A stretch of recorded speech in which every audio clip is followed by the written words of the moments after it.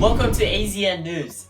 I'm your host, Dan Tran, and this is my co-host, Ben Dover. Today's broadcast will include the Han Dynasty's economic, social, political, and environmental aspects, and an interview with a laborer that is a part of the Yellow Turban Rebellion, and another interview with a news analyst who will inform us the importance of the Han Dynasty downfall in comparison to another empire, and predict the next events of the dynasty.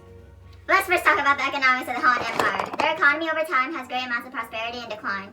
At the beginning of the Han Dynasty, their economy was severely damaged due to the policies of the former dynasty. There were also heavy taxes imposed on the peasant population, and the construction of the Great Wall had taken its toll on China's economy. The Han emperors abated this by lowering the taxes imposed on the merchants and peasants.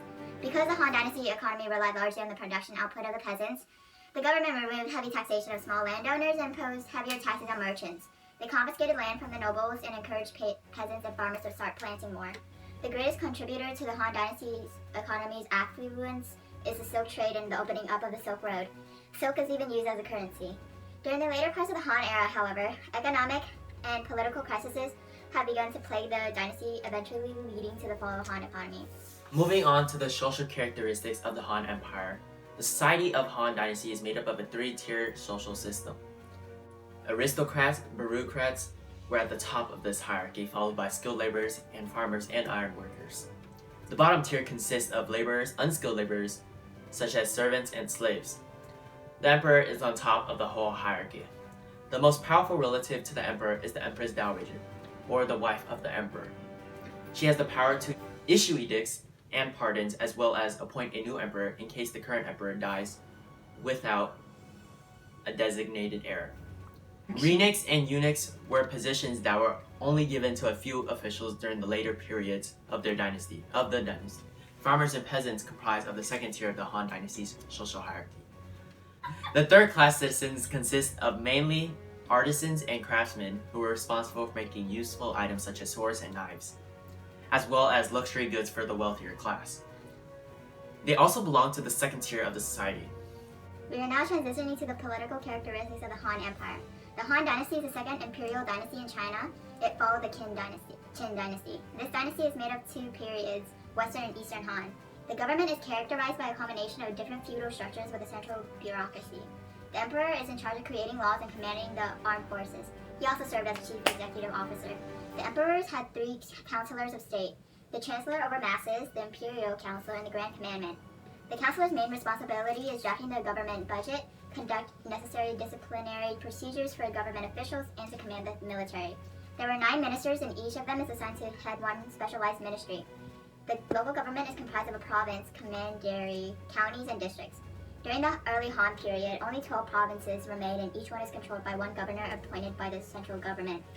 And now, we'll be back after this short break. Hey ladies, are you tired of wearing a dress that is uncomfortable and tears easily? Well, not anymore. With the new Han-Fu dress, it is made of the softest but most durable material. The dress flows so swiftly and gracefully, and we are running out of stock fast since it's the new trend, and it's only sold in the Emperor's Market Palace, so get yours now. And we're back. Now we have the environmental characteristics. The dynasty's geography is characterized by the great expansion and the complicated system of fiefs and princedoms. The Han Dynasty geography was expanded during the Emperor Han Wudi's reign. The expansion first took place after the defeat of Xiongnu. After this, Chinese armies advanced into the Gansu province in North Korea. These expansions include Guangzhou and Yunnan provinces, and the northern area of current Vietnam. The southern part of the Korean peninsula was also taken under by the 3 Han tribes. Now I'm going to allow Ben, which is currently in the general populace right now, for an interview. Thank you, Ben. I'm here with the Yellow Turban. Hello, sir. Can you tell me what is the cause of this rebellion and why you joined it? I joined this cause because I believe everyone deserves power, or at least the power should be split evenly towards the needs of the whole Han Dynasty. And the rebellion is directed against the tyrannical eunuchs who dominated the emperor. Thank you, sir. Now we'll return back to the studio for an interview with our news analyst. Back to you, Sam. Thank you, Ben. Now here to my right, I have a news analyst that will talk to you about the fall of the empire and some predictions that will happen after the downfall. Hi there, I'm Bruce Lee, and I will be comparing the Han Dynasty to the former dynasty, the Qin. Both of these dynasties generally have one goal: to unify China. Although the Qin and the Han Dynasty both strive for unification of China through the tactics such as assimilation and centralized government, nevertheless, the two dynasties had vastly different approaches in terms of their government philosophies. Legalism and Confucianism, and their leaders such as Shi Huangdi and Lin Bang. The dynasties were similar because of both unified China and its culture through programs of centralization and assimilation, the integration of people into a wider culture.